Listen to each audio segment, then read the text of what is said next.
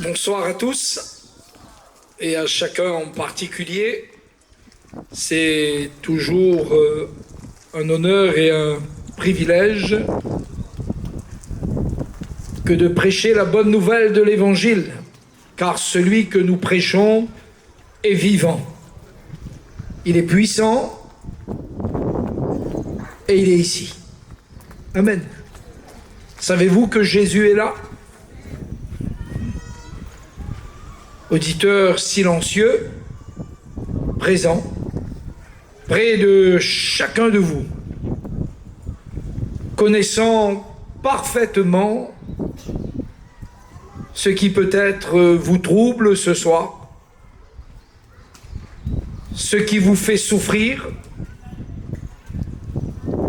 ce qui vous emprisonne, étant plein d'amour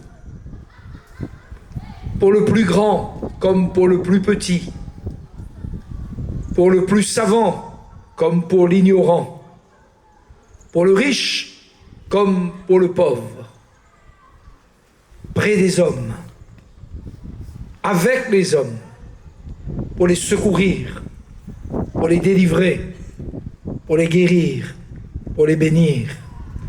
Et ce Sauveur merveilleux, ce soir encore, il est en mesure d'agir dans les cœurs et dans les vies. Chaque fois que l'Évangile est annoncé, un merveilleux défi est lancé à chacun d'entre nous ce soir.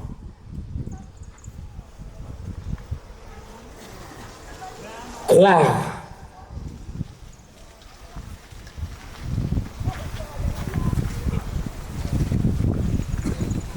Croire. Car celui que nous prêchons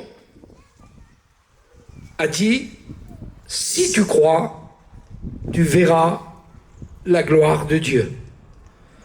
Et n'importe quel défi peut être relevé dans votre vie par la foi en Jésus-Christ. Nous avons entendu ce merveilleux témoignage de cette sœur qui, dans ce rendez-vous, a cru et a reçu une entière guérison. Mais cette bonne nouvelle de l'Évangile est annoncée pour que chaque homme, chaque femme, chaque jeune homme, chaque jeune fille puisse expérimenter la grâce de Dieu.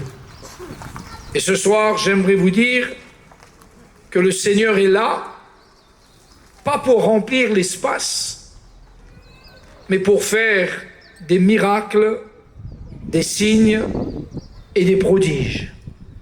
Et ce soir, pour toi, il y a un miracle si tu crois. Jésus a dit que le royaume de Dieu ne vient pas de manière à frapper les regards, mais il est au milieu de nous. Et je puis vous assurer que sur cette place ce soir, il y a quelqu'un ici qui est en mesure de tout changer dans votre vie, et son nom c'est Jésus. Amen. Dans l'évangile de Luc, au chapitre 19 et au verset 10, après que Jésus soit entré chez un homme du nom de Zachée, et après qu'il ait réconcilié Zachée avec Dieu, Jésus a été dans la maison de Zachée le médiateur pour réconcilier Zachée avec Dieu. Et en entrant dans cette maison, Jésus a changé la destinée de cet homme. Un homme de mauvaise vie, qui n'avait pas trop de scrupules, qui était capable de réclamer même ce qu'on ne lui devait pas, mais Jésus est allé loger chez lui afin que cet homme soit sauvé. Et c'est toujours pour nous sauver que Jésus vient vers nous. Pas pour nous accuser, pas pour nous condamner, pas pour nous montrer notre misère et notre pauvreté, pas pour nous culpabiliser. Mais quand Jésus vient, il vient toujours pour sauver. Et voici ce que l'Évangile dit dans Luc au chapitre 19 et au verset 10, « Car le Fils de l'homme est venu chercher et sauver ceux qui étaient perdus. » Amen. Le Fils de l'homme. Vous savez, Jésus avait cette faculté d'être au milieu d'une foule sans qu'on le remarque. Il n'avait pas d'auréole. Il n'avait pas, contrairement à ce qu'on veut nous présenter quelquefois, un look qui attirait les regards. D'ailleurs, la Bible dit qu'il n'avait rien pour plaire, rien pour attirer les regards. Et il pouvait être au milieu d'une foule sans qu'on le remarque. Ça, c'est le Jésus de l'Évangile. Mais c'est pourquoi Jésus dit « Car le Fils de l'homme est venu ». Chers amis, la bonne nouvelle de l'Évangile se résume en un mot. Dieu a tant aimé le monde qu'il a donné son Fils unique afin que quiconque croit en lui ne périsse point, mais qu'il ait la vie éternelle. Un jour, un homme a dit « Le plus grand miracle de notre humanité, ce n'est pas que l'homme ait marché sur la lune, mais c'est que le Fils de Dieu soit venu sur la terre. Le Créateur du ciel et de la terre, par qui et pour qui tout existe, Jean dit de lui qu'il soutient toutes choses par sa parole puissante. Lui, il a revêtu notre humanité. Et la bonne nouvelle de l'Évangile, c'est que Jésus est venu. Vous pouvez sortir de vos ténèbres. Vous pouvez guérir de vos maladies. Vous pouvez recevoir une pleine victoire dans votre vie. Et vous pouvez sortir de votre prison, de votre esclavage. Et vous savez pourquoi ? Non pas parce que ce soir, le pasteur Daniel prêche l'Évangile, mais c'est parce que Jésus est venu. C'est parce qu'il est venu que tout est possible. C'est parce qu'il est venu qu'il y a l'espérance. Il y a une espérance pour l'aveugle. Il y a une espérance pour le boiteux. Il y a une espérance pour le sourd. Il y a une espérance pour celui qui est dans sa prison. Il y a une espérance pour l'homme qui est vaincu par son péché, parce que Jésus est venu. Amen. Jésus est venu. Et il n'est pas venu faire du tourisme. Il n'est pas venu pour ensuite partir et ne plus s'occuper de nous. Il est venu pour être toujours avec nous. Amen. Et la bonne nouvelle de l'Évangile, chers amis, c'est que Jésus est aussi pour vous et pour moi. Il est notre Emmanuel, ce qui signifie Dieu avec nous, pour nous, à côté de nous, partageant notre humanité, nos angoisses, nos terreurs, et capable de venir dans notre vie pour tout changer, pour faire de nous une nouvelle créature. C'est ça la bonne nouvelle de l'Évangile. Prenez espoir. Vous qui êtes là souffrant, vous qui êtes là malade, prenez courage. Jésus est venu. Alléluia. Et ce Jésus qui est venu, il est venu pour être le médiateur. Il est venu pour que l'aveugle voie. D'ailleurs, c'est ainsi qu'il parlera de son ministère dans l'évangile de Luc au chapitre 4 et au verset 18. Voici ce qu'il dira: « L'Esprit du Seigneur est sur moi parce qu'il m'a oint. » Il n'est pas venu de lui-même, il a été envoyé. Il ne s'est pas auto-proclamé, il est venu conformément à la parole de Dieu. Il est venu conformément à ce que les prophètes ont dit de lui. Il est venu conformément à la parole que Dieu avait donnée en Éden, après que l'homme, soit vaincu par le péché. L'inimitié entre la postérité de la femme et le diable. Cette postérité qui devait naître de la femme et arriver jusqu'au moment où celui-ci, l'écrasera la tête. C'est ce Jésus qui est venu. C'est ce Jésus qui est venu. Et quand Jésus dit que le Fils de l'homme est venu, c'est parce qu'il a revêtu notre humanité. Il a revêtu notre humanité. Et la Bible dit que, revêtant notre humanité, Jésus est venu apporter l'espérance à toute l'humanité et à tous les hommes de la terre. Le Fils de l'homme est venu. C'est pourquoi, chers amis, nous devons prendre courage. Et j'aimerais dire à toutes et à tous, il y a de l'espoir parce que Jésus est venu. Nous ne sommes pas seuls. Contrairement à ce que nous pouvons penser, contrairement à ce monde dans lequel nous vivons, où souvent, il faut le dire, c'est la loi du plus fort, du plus riche, il y a de l'espérance pour vous ce soir, parce que Jésus est venu. Et quand il dit que le Fils de l'homme est venu, il n'est pas venu seulement pour apparaître, il est venu pour prendre. Il est venu pour accomplir l'œuvre. Il est venu pour payer le prix.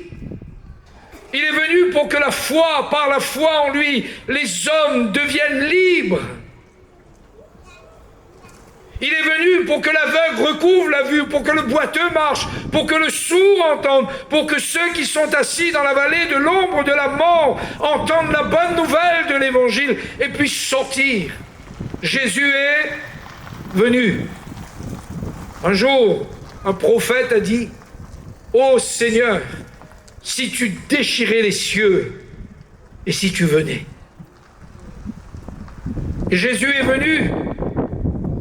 C'est ce qu'il dit. Le Fils de l'homme est venu.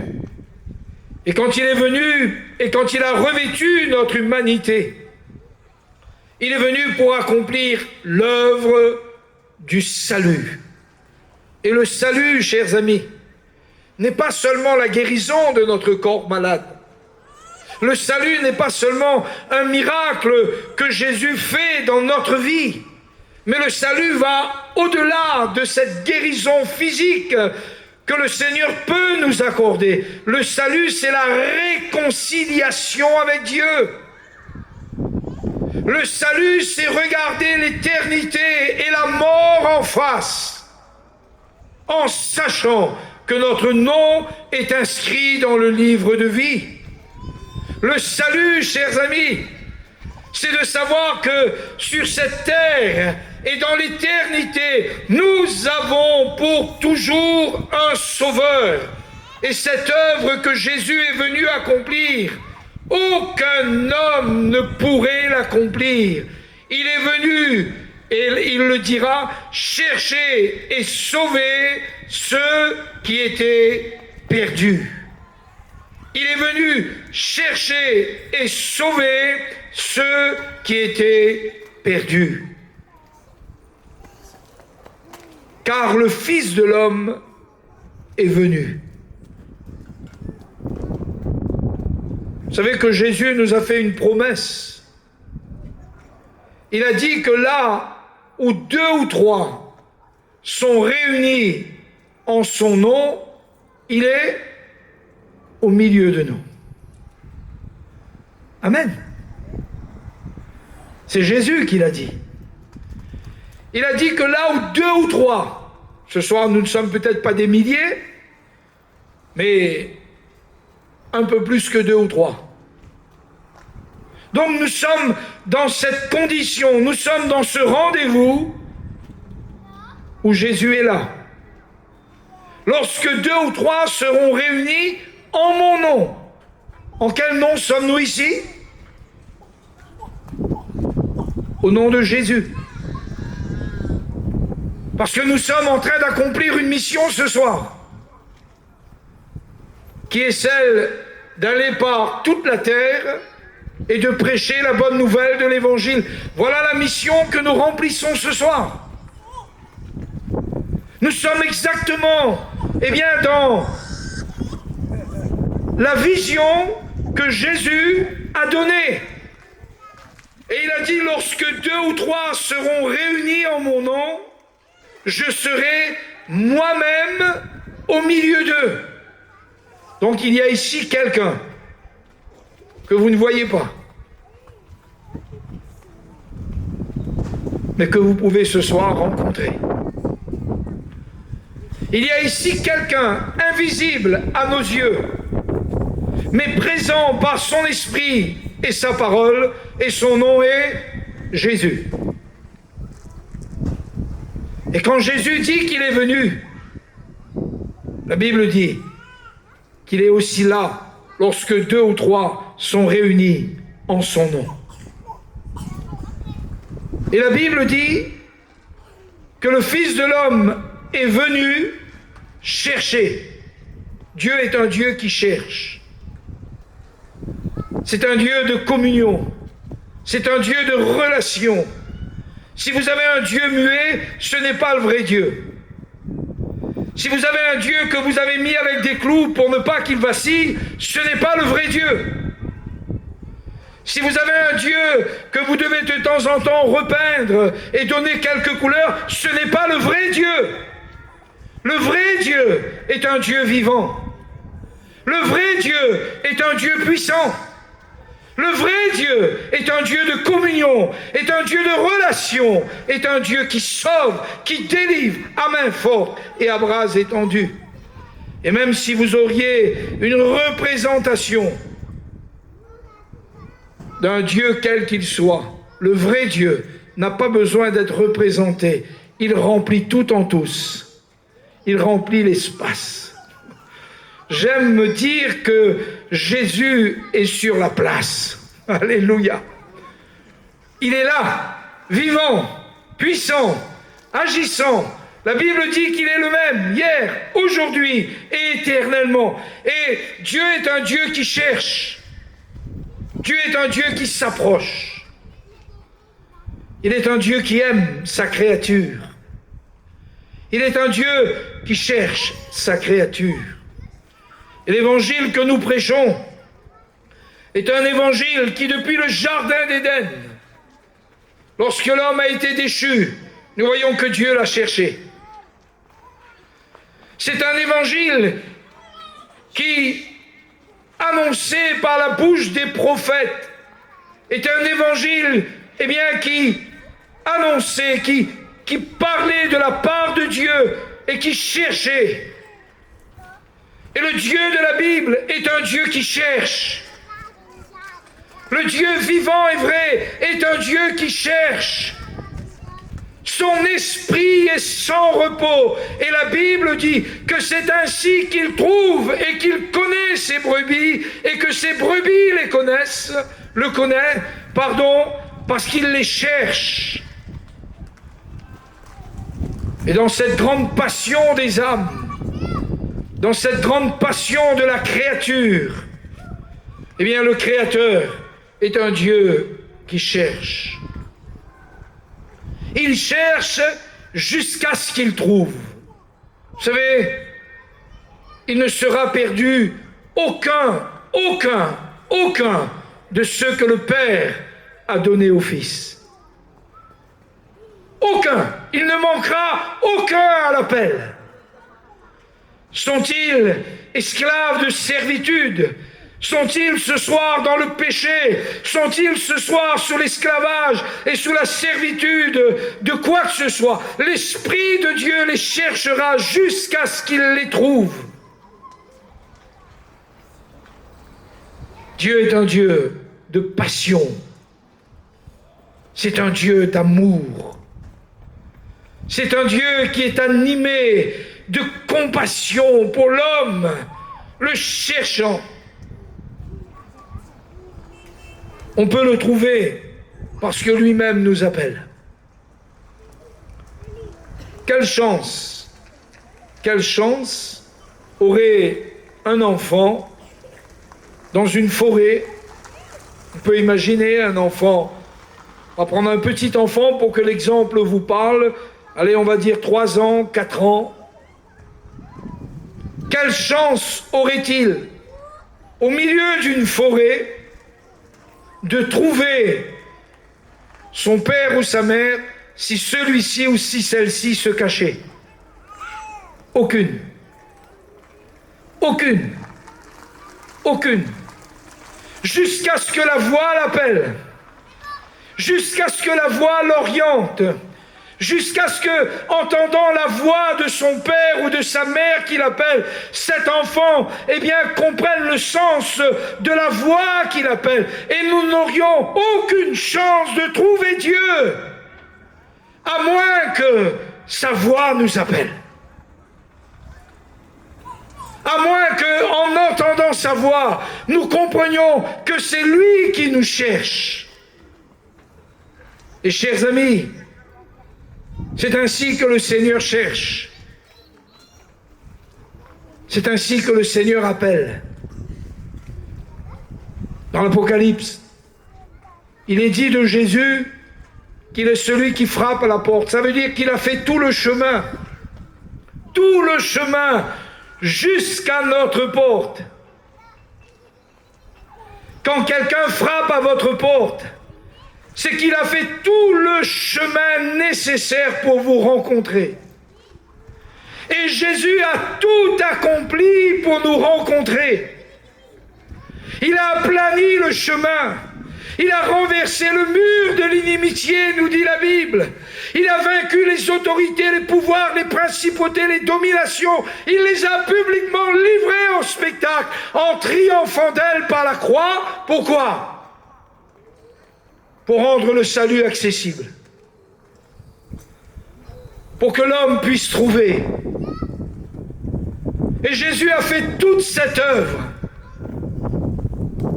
Il a fait toute cette œuvre. Il a revêtu notre humanité. Il a rempli un ministère de gloire. Il est mort à la croix du Golgotha. Il est ressuscité des morts. Et il est là ce soir au milieu de nous pour que l'homme qui cherche trouve.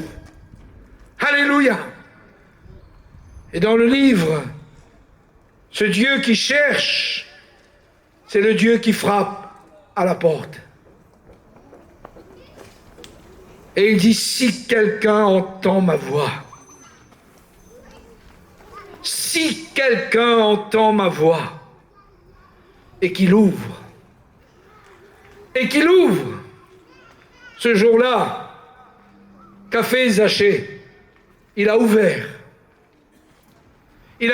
la porte de sa maison. Vous voyez, Zachée, Jésus l'a rencontré dans un drôle d'endroit. Où ni vous ni moi, nous pourrions le voir. C'est pourquoi si ce soir, quelqu'un serait très loin et qu'il n'entendrait que la voix, Dieu est là, près de son cœur. Le Seigneur est là, près de sa vie. Et la Bible dit qu'il a trouvé Zachée où? Dans un sycomore. Nous n'avons pas ces arbres à La Réunion. Mais Zachée était là, dans ce sycomore caché. Voyez-vous, chers amis, quelquefois, on voudrait voir Jésus en restant caché. Ce n'est pas possible. Tous ceux qui ont goûté que le Seigneur est bon, cette femme atteinte d'une perte de sang depuis 12 ans, la Bible dit qu'elle n'est pas restée dans l'anonymat. Le mendiant aveugle du nom de Bartimée n'est pas resté dans l'anonymat. Le lépreux à Jéricho, n'est pas resté dans l'anonymat. Il y a quelque chose qui a jailli de leur cœur, de leur foi, parce qu'ils ont compris que le Fils de Dieu les chercher. Et si ce soir, vous aussi, s'il y a quelque chose qui jaillit de votre cœur, s'il y a quelque chose qui jaillit de votre vie, s'il y a un cri, s'il y a une prière, s'il y a un acte de foi, s'il y a une demande, s'il y a une requête, s'il y a une supplication, et que vous ne restez pas dans l'anonymat, vous trouverez ce Dieu vivant et vrai. Vous trouverez ce Dieu puissant qui fait des signes, des prodiges et des miracles. Sachez vous les voir sans être vus.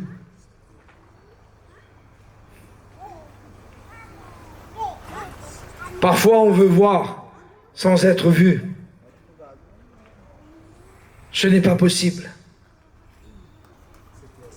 Et ce Jésus qui est là ce soir, il ne peut agir dans notre vie, il ne peut agir en nous qu'à condition que notre cœur se tourne vers lui.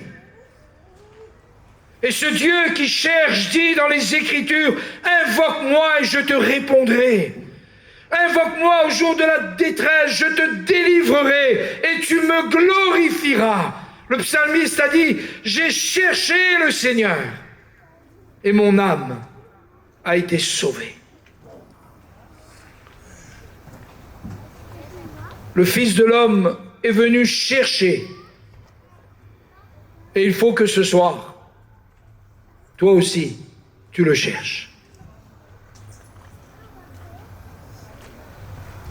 Il faut que de ton cœur, de ta vie, de ton besoin, jaillisse un appel, un cri, une prière. Le rendez-vous que nous avons avec ce Jésus qui est là ce soir est le rendez-vous de la foi. C'est le rendez-vous de la foi qui espère, de la foi qui s'attend, de la foi qui déjà, possède et croit que en Jésus, nous allons être secourus ce soir. Le Fils de l'homme est venu chercher.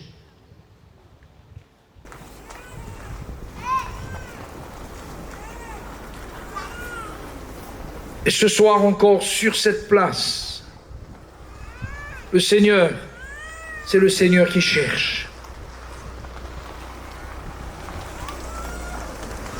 C'est le Seigneur qui appelle. C'est le Seigneur qui connaît. Tous nos besoins ne sont pas inconnus du Seigneur. J'aime cette parole. Lorsque Pierre et Jean, après l'ascension de Jésus, sont montés au temple à l'heure de la prière, la Bible dit qu'il y avait là un homme boiteux. Et lorsque Pierre et Jean ont vu cet homme, ils lui ont dit, nous n'avons ni or ni argent, mais ce que j'ai, dira Pierre, je te le donne. Au nom de Jésus-Christ de Nazareth, lève-toi. Et la Bible dit que là, il y a eu un grand miracle. Pierre a saisi cet homme par la main. Et d'un bond, il le fit lever. Et la Bible dit qu'au même instant où sa foi agissait, ses chevilles furent raffermies. Quand on a pris Pierre et Jean, quand on a voulu les prendre pour ce qu'ils n'étaient pas, quand on a voulu les prendre pour ce qu'ils n'étaient pas, vous savez ce qu'ils ont dit? Ils ont dit, c'est la foi dans le nom de Jésus qui a donné à cet homme une entière guérison en présence de vous tous. Voilà ce que la foi dans le nom de Jésus peut nous donner, une entière guérison ici, ce soir. Et Pierre a dit, ce n'est pas par notre piété, Ce n'est pas parce que nous avons prêché. Ce n'est pas ainsi que ça marche. C'est la foi dans le nom de Jésus qui a donné à cet homme une entière guérison. Et l'évangile que nous prêchons n'est pas l'évangile du prédicateur, n'est pas l'évangile de l'homme dans le sens où la gloire est à l'homme. L'évangile que nous prêchons est l'évangile de la gloire de Jésus-Christ, notre Seigneur et notre Sauveur. Amen. Et je puis vous dire que ce soir encore, la foi dans le nom de Jésus peut vous donner à vous aussi une entière guérison. Pierre a dit, pourquoi avez-vous les regards fixés sur nous? Et vos regards ne doivent pas être fixés sur nous, mais sur Jésus. C'est lui que vous devez voir au travers de sa parole. C'est lui que vous devez entendre au travers du message. C'est lui que vous devez venir toucher au travers de l'imposition des mains. C'est vraiment la foi dans le nom de Jésus qui peut donner à tous ceux qui le croient ce soir une entière guérison. Amen. Ça ne marche pas autrement. L'évangile, ça marche quand on est dans la foi au Fils de Dieu. L'évangile, c'est la puissance de Dieu quand on est dans la foi au Fils de Dieu. Il est venu chercher et sauver. Un jour, un homme qui avait été miraculeusement guéri a dit, l'homme qu'on appelle Jésus, l'homme qu'on appelle Jésus, a fait de la boue avec sa salive, m'en a appliqué sur les yeux, et il m'a dit, va et lave-toi au réservoir de Siloé, nom qui signifie envoyé. J'y suis allé, je me suis lavé, et mes yeux se sont ouverts. Et il a dit, c'est l'homme qu'on appelle Jésus. Et cet homme qu'on appelle Jésus, il est là ce soir. Et c'est par la foi en lui que vous pourrez ce soir expérimenter la grâce de Dieu dans votre vie. C'est par la foi en Jésus que vous pourrez ce soir obtenir une entière guérison. Le Fils de l'homme est venu chercher et sauver. Et savez-vous quel est le prix, et je vais conclure, quel est le prix qui a été payé pour que ce soir nous soyons guéris? Pour que ce nom de Jésus ce soir fasse ici, sur cette place, dans le monde invisible, encore trembler les autorités, les pouvoirs, les principautés, les dominations. Jésus a payé le prix. Et la croix du Golgotha est le lieu sur lequel le prix a été payé. Le sang de Jésus a été versé pour nos péchés. Son corps a été brisé pour nos iniquités. Et pour que jamais son nom ne soit oublié dans le temps, pour que jamais son nom ne cesse d'être proclamé, Jésus est ressuscité des morts par la puissance du Saint-Esprit. Et le livre aux Hébreux nous dit, au chapitre 13 et au verset 8, l'homme qu'on appelle Jésus, Jésus-Christ, est le même hier, aujourd'hui et éternellement. Éternellement, vous m'entendez? Et cette soirée, elle est comprise dans cette parole de Dieu. Éternellement, Jésus est le même. Jésus reste le même. La foi en son nom peut donner une entière guérison. La foi en son nom peut apporter dans notre cœur ce soir la paix et dans notre corps la guérison. Amen.